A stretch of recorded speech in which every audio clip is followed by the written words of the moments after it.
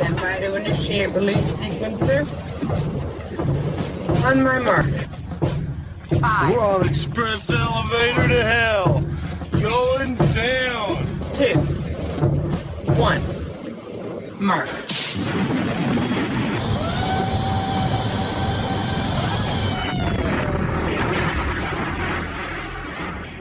Hello, everyone. My name is Mark, a.k.a. Derringer. Today is Sunday, February 24th, and you are listening to episode 197 of the Instant Action Podcast, your weekly source for Planetside news and information. As always, I'm brought to you by great listeners like you via the Support the Show tab on instantactionpodcast.com. So, what's been going on with me this past week? A little bit of Planetside 2, a little bit of Apex Legends, a lot of offline stuff, to tell you the truth.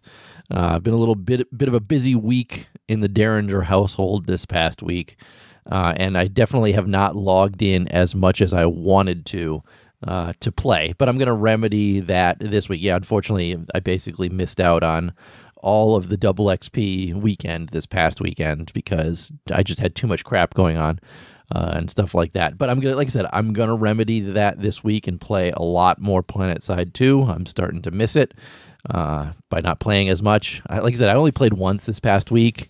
And no offense to the Terran Republic listeners, but I played on TR and it just wasn't satisfying. So maybe I need to log in on my NC or VS character and play a bit to get back into it for real. Other than that, I just want to remind everybody that hitting up that Support the Show tab on instantactionpodcast.com is how I pay my server costs. I'm a couple months away before I receive that bill, so now is the time to get your asses onto Amazon.com, start buying stuff using my link, or get on Patreon and become a subscriber over there, or just make a general donation directly through PayPal to the podcast itself.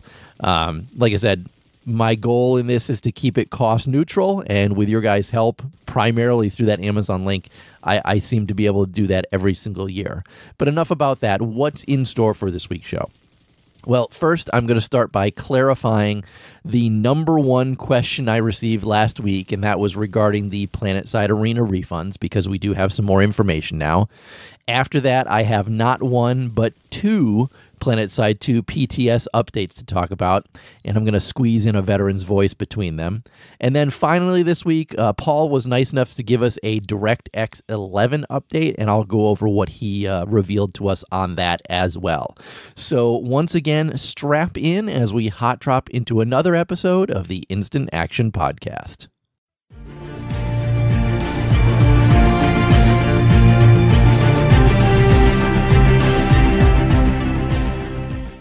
So first up this week, as promised, more info about the Planetside Arena refunds. Because as you guys know, last week I went over the point that they were delaying Planetside Arena again until the summer, and also they were going to be refunding everyone who purchased Planetside Arena. So a little bit of different information now that we're a week into this. They are no longer going to be refunding everybody who purchased it. It's now in a state of, if you'd like to refund it, you're more than welcome to refund it. Normally, Steam has a policy where you have to refund it within 14 days of purchase, and if the title has been played for less than 2 hours. So what the difference is now is that if you want to refund Planetside Arena, you can refund Planetside Arena, and they've worked it out with Steam that no questions asked up until, I guess, launch at this point. You can refund Planetside Arena way outside that 14-day period, and you will get a full refund for the game. And again, you do not need to refund Planetside Arena unless you want to refund Planetside Arena. Again, no matter how long you've owned the game or how many hours you have in the beta, you can still do a refund if you would like to. Again, it is not a mandatory refund that they're going to be doing. It's completely optional at this point. So for someone like me, I'm still going to play Planetside Arena when it comes out. I've already put the money into it, so for me, it seems silly to do a refund on it at this point. So I will just kind of let it flow, or let it slide at this point, and see it when the game actually comes out itself. Another little bit of news regarding the Planetside Arena. Obviously, this past week we were supposed to have the Founders season was supposed to launch on the 20th. Obviously, that didn't happen with the delay. I don't know if people were aware of that or just assumed it wasn't happening, but yeah, definitely it has been canceled. And right now there are no future plans regarding it. We're just gonna kind of have to sit tight and wait to hear some information out of Daybreak Games regarding what they're going to be doing for the Founders season. I would again assume at this point that we're still going to see a Founders season, but it won't be until, a couple weeks before the full game is launched. So I wouldn't be surprised if that's something that we see over the summer. So again, TLDR on this one, you do not need to refund Planetside Arena unless you want to, and you will be able to refund it no matter how much time has passed or hours you have put into the beta itself. Good news from them, and I kind of like this, to be honest, because forcing me to repurchase it at a later date kind of doesn't make a hell of a lot of sense, especially if you're someone like me who's going to get back into it anyways. So I'm glad that this is the direction that they have gone. But with that, let's move on to the first of two Planetside 2 PTS updates to talk about this week.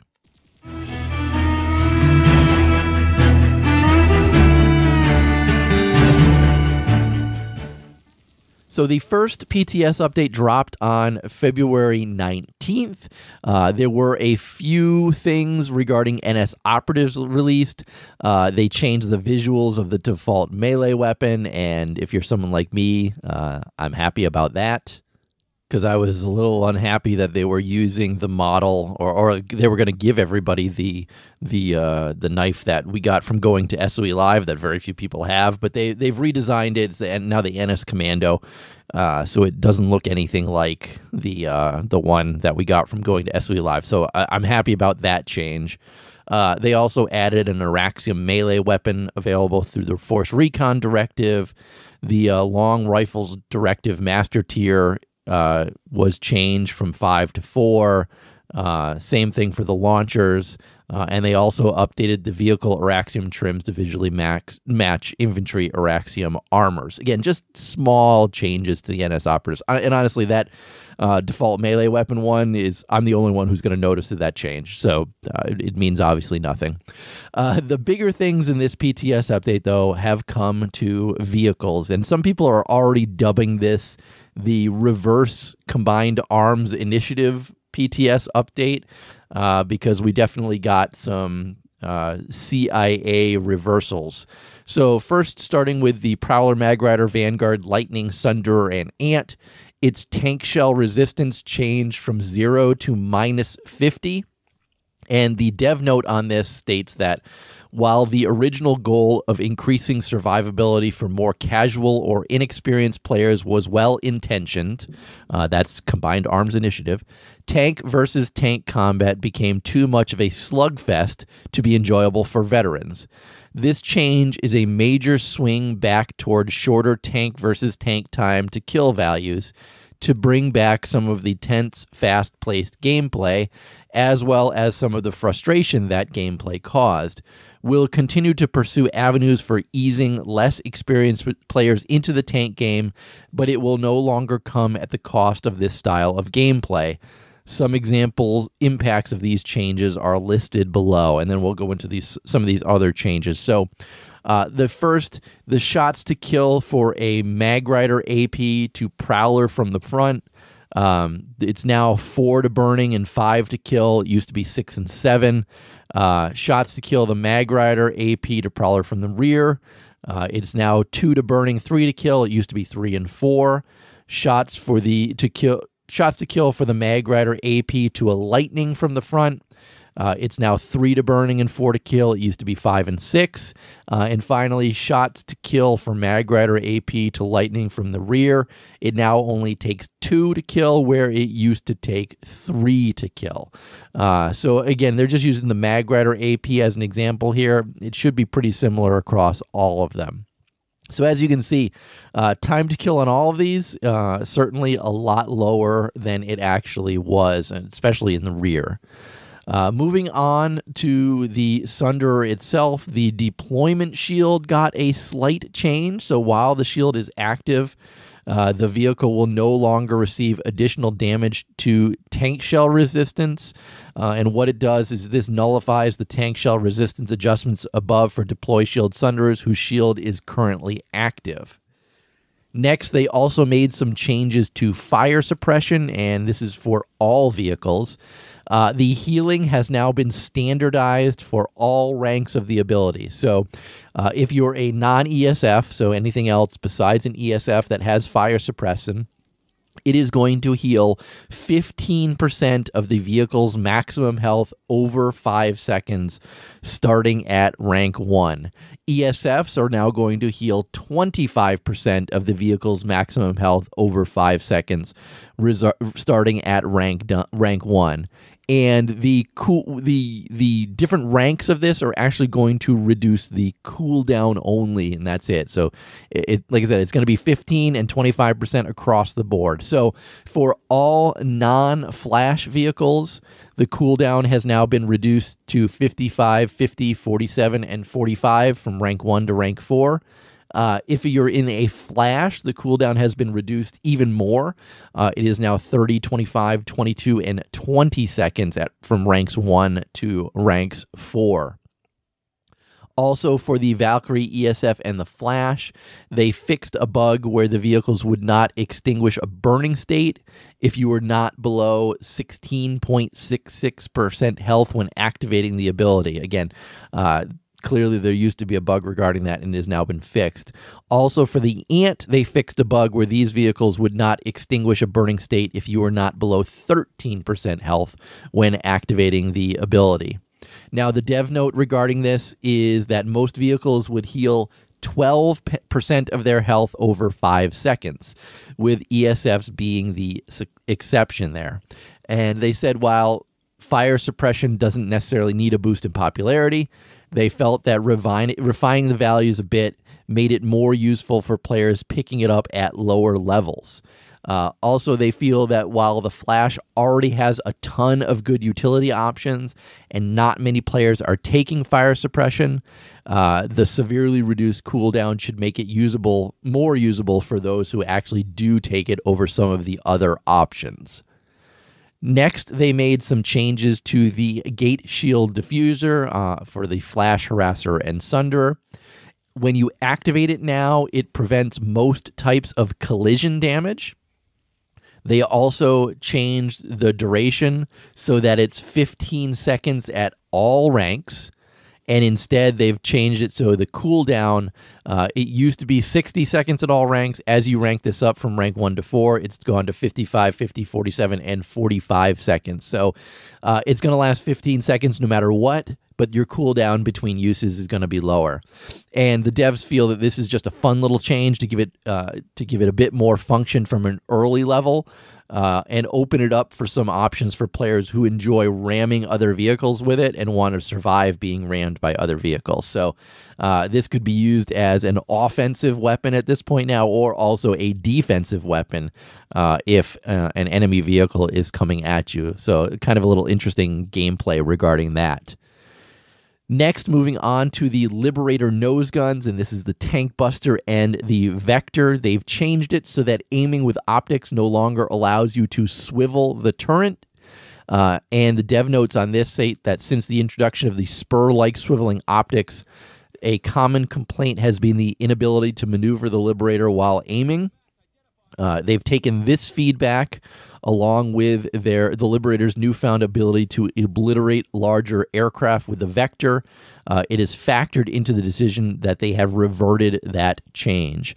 They said that they may reintroduce it at a later date, But if that were done, it would be bound to a unique type of optics so that players could choose between more maneuverability or the ability to swivel the turret itself. So you can basically take the fact that Tank Buster and Vectors, you're not going to be being able to swivel them anytime in the future. Also, for the Tank Buster, they made a slight change to its projectile velocity. It is now bumped up to 400, and the goal with that is they want the projectiles to help pilots engage from slightly further distances, and this increased the consistency of landing shots on fast-moving targets. The final vehicle change has come to air-to-air missile tracking, and this is on your Scythe, Mosquito, and Reaver. They felt that the last PTS update, the one I talked about last week, made the projectiles too easy to dodge. So they've made some more adjustments on their tracking capabilities. With this second round of updates, the ESF and Valkyrie can still avoid projectiles with low effort, though it may require some additional time to shake it. The Liberator and Galaxy should only be able to avoid these projectiles while mid-maneuver or with considerable effort, and they want you to continue to play around with these and provide more feedback so that they can further tweak the air-to-air missile tracking changes. Moving on, though, to infantry, we had some infantry changes as well. First one comes to the anti-vehicle mana turret for the engineer. The first thing they did with these is they've changed the damage type, the damage resistance type from infantry rocket launchers to tank shells, and they've also adjusted the explosion visuals to better match the blast radius of the weapon itself. The dev notes to this is that they feel these changes give it back some of its bite versus heavily armored ground targets without modifying the time to kill of too much other things. They also updated the hard light barrier for the engineer, so 2 engineer changes, yay. First, they changed its tank cannon resistance. This is the same one that they just did for the anti-vehicle thing, from 0 to -400. The heavy machine gun resistance went from 68 to 0. The C4 resistance went from 0 to -100. The tank mine resistance went from 0 to -50. The infantry rocket resistance went from 0 to -50. And the air-to-ground warhead resistance went from 0 to -400. So what they've done here is they've done a once-over on its resistances to put it more in line with the amount of damage that they would expect a magical space wall to take from all kinds of heavy ordnance. And those are the majority of the changes. I mean, they did some other miscellaneous fixes, like they fixed a client crash that would occur when you were using lock-on weaponry and vehicles. And they also actually implemented the VLG tracking changes that they talked about on February 1st. Again, those are just minor changes that they've brought into the game itself. But clearly, the vehicle changes, again, the tank shell resistance one is kind of a really big one, and that fire suppression one is quite a change. And again, all these are out there on the PTS, except I'm going to talk about the next PTS update, and there are some tweaks to what I just went over. But before we get into that, I promise Romus we'd play this week's Veteran's Voice. Die, you viral bastards! Loggins, where's my ammo? I need more ammo! Get some! You better take it from here, Derringer! Ah! Romus, I think that you might have the unlimited ammo firing bug right now. You might want to relog and get that checked. As you guys hear, Romus is still a little bit under the weather. He knows he'll be back with more Veterans Voices shortly. But back into the PTS, as I said before, February 22nd, shortly after the 19th, we got another PTS update. So 2 in 1 week. We don't get usually that many that quickly in succession, so good to have a lot of PTS changes to talk about. So let's dive right into this one. So first up, we have another round of NS Operatives changes, and with this another round of changes, I think we're getting really close to NS Operatives and DX11, which I'll talk about in the last topic this week, coming to live. I'm hoping that we're going to see this stuff in March, but I haven't heard final word from the devs. But regardless, the new NS Operative changes on the PTS. They fix a crash when you're trying to log in on an NSO character. First logins should also now show the team color on your arms without having you to resupply. Voice pack should now change correctly if your team changes. The operatives loadout base body models are no longer caked in white. They fix some weird looking ankles on the loadout screen UI, and they also changed some visual FX for spawning, despawning, and changing classes for the NS operatives themselves. But those were just minor things compared to what's next, because they did some tweaking regarding the vehicle changes we got in the last update. And this was 100% based on the feedback that you guys gave. And if you were trolling Reddit like I was this past week, a lot of interaction between Rel and you guys regarding all these vehicle changes and how people felt about them. So first up, the Sunderer and the Ant, the tank shell resistance, which I talked about last week on the last topic, which had gone from 0 down to -50, was tweaked a little further, and it was changed from -50, and now it's back to -20. So not quite in the middle, a little bit closer to where it was on live, or where it is on live right now. The dev note regarding this is that they've walked back some of the tank shell resistance reductions specifically for Sunderers and Ants, and these are over concerns of their limited maneuverability as larger, more easily struck targets. These changes equate to only 1 less shot to kill from live values instead of the 2 proposed with the last PTS update. So what they're saying is that they feel that because Sunderers and Ants are more, big lumbering vehicles, that they should be more easily hit or destroyed than main tanks themselves. They did make some changes to the main battle tanks and lightnings, though, and this is a controversial one that's still being talked about a lot on Reddit, so if you have an opinion on this, you might want to get in on it as well. They've changed the rear damage multiplier. It's currently 2x or 2 times on live. They're reducing that to 1.5 times damage. And the dev note on this is that they're going to pull back some of the rear damage for these vehicles, which will have numerous interactions across many weapons for infantry and vehicle play alike. The previous 2-time bonus damage was intentionally severe, as it was intended as a counterbalance to the stronger forward and side armor given to tanks with the CAI update.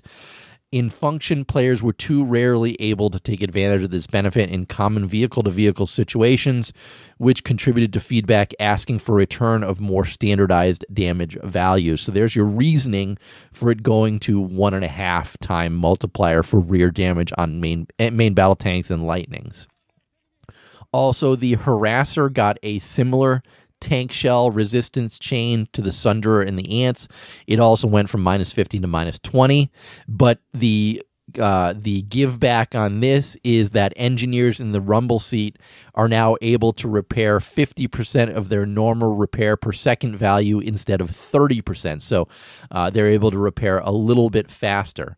So the note on this one is that with the main battle tanks and lightnings receiving less damage from the rear now, they decided to reintroduce some of the vehicle's survivability against those targets. So Harasser's a little bit more survivable against main battle tanks and lightnings.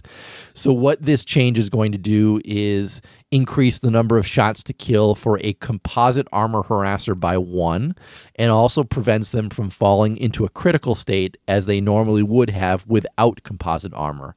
The additional rumble seat repair rate should also help boost overall survivability mid-fight. Now, I've seen quite a few complaints about this already, people feeling that the ability for engineers to repair even faster than they were before is going to make Harassers a little bit more OP than they currently are. So my opinion on this one is I don't really know yet, but if you're concerned about it, get on PTS, test it, and then provide feedback. I've seen a lot of people just giving what they think, they speculate it's going to be OP, but I haven't seen anybody crunch any real numbers on this one yet. And then the last change is just miscellaneous stuff. They fixed an issue where fire suppression was too quickly healing vehicles to full. That's not what they want.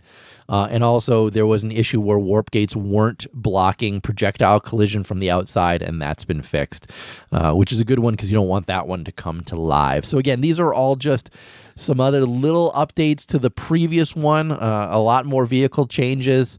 I'm hoping that they're going to push some more vehicle-heavy stuff on the PTS so people can go play around with them and get a little bit more feedback. But I wouldn't expect these changes to stay on PTS that much longer. So if you haven't had a chance to play around with them, you better get out there and do it. And with that, let's move on to the fourth and final topic for this week's show.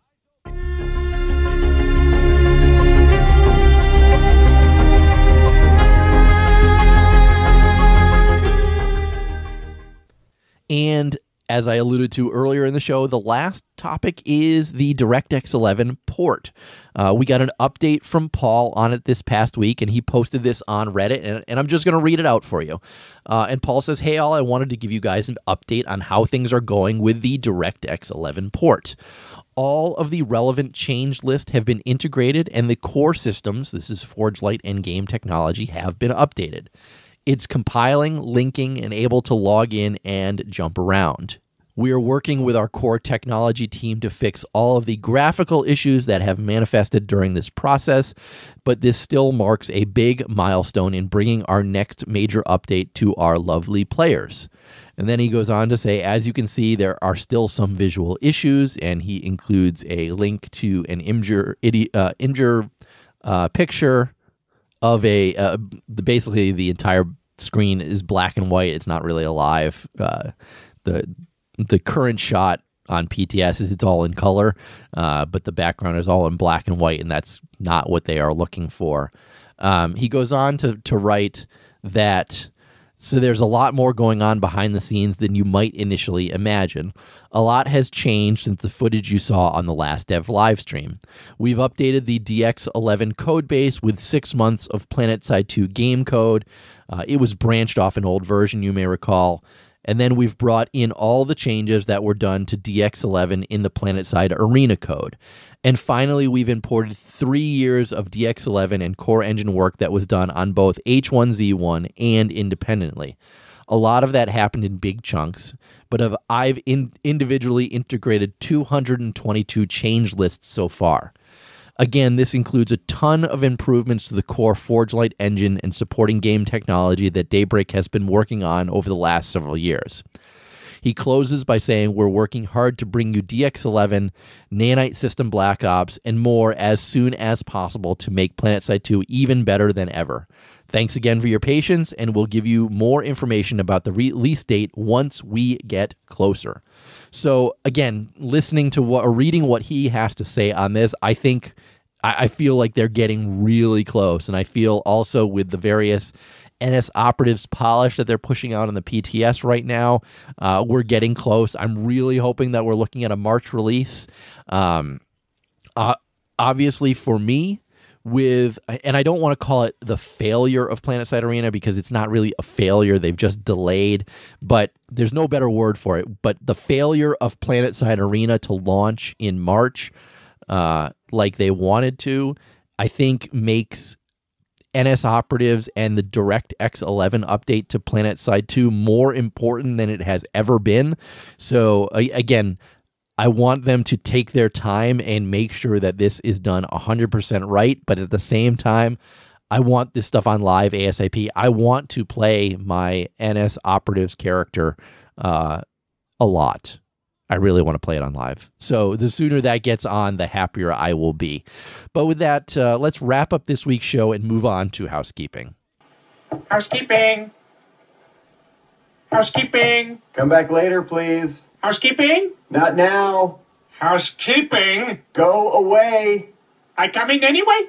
So it was a quiet week with housekeeping. No emails, no voicemails or anything this week. So let's just wrap up this week. That's going to be it for this week's show. So how can you get in touch with me, the show itself? Obviously, your first stop should be my website, www.instantactionpodcast.com. Next up, you can email me, instantactionshow@gmail.com. You can also call me, leave me a voicemail at 347-4VM-4PS2. Those digits are 347-486-4772. You can follow the show on Twitter at InstActPodcast, or my personal Twitter at The Derringer. But in closing, if you've enjoyed the show, please leave me a review on your podcast listening avenue of choice. Again, I'm really trying to get those iTunes reviews this year. Also, feel free to tell your friends and outfit mates about the show. And finally, thanks for listening, and keep spamming that Join Combat, formerly known as Instant Action button.